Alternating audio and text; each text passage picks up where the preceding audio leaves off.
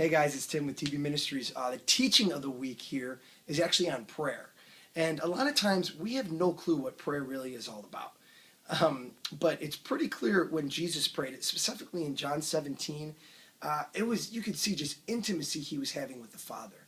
And he was not only interceding for his 12, but also interceding for us. In John 17, it says, Father, I pray that they would be one as we are one. I and them, you and me, perfect unity.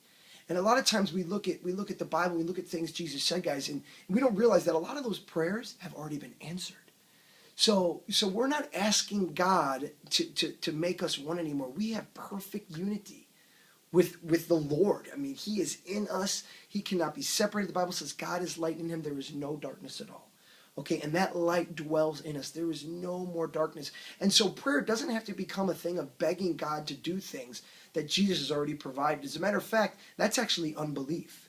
And Paul said he claimed to know nothing except Christ crucified. And I asked the Lord what that meant, and he said, it's to live a life understanding everything Jesus paid for you to have on the cross. So prayer, guys, is simply acknowledging what Jesus did through the finished work, acknowledging that you've been given a new heart, that your sin nature has been eradicated, and you have a new nature. You're a partaker of the divine. And so you thank God. Thanksgiving it should be the first thing out of your mouth, because thanksgiving is the bedrock for spiritual warfare. You continue to give God thanks and praise, and you'll see those voices, that condemnation from the enemy, that doubt, that worry, that anxiety just melt as you give thanksgiving, because there's always something to be thankful for, guys. No matter where you're at in life, you could always thank Jesus that he gave his life for you, and that the Father demonstrated his love this way.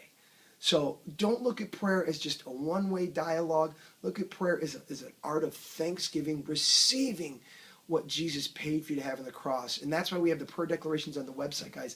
It's not only a declaration of who you become, but it's a declaration of what Jesus has done. Okay, you start really giving thanks with your mouth, man, and just declaring things. And I'm a big fan, you guys know, of praying out loud, because faith comes by hearing and hearing by the word. So when you speak it, you want to hear it, okay, because it builds your faith. So, man, you just stick to Thanksgiving, declaring what Jesus has already done, and find out the promises that he's paid for you to have, because there's a lot of them. Thanks for tuning in, guys. Remember, the kingdom's not a matter of talk, but of power.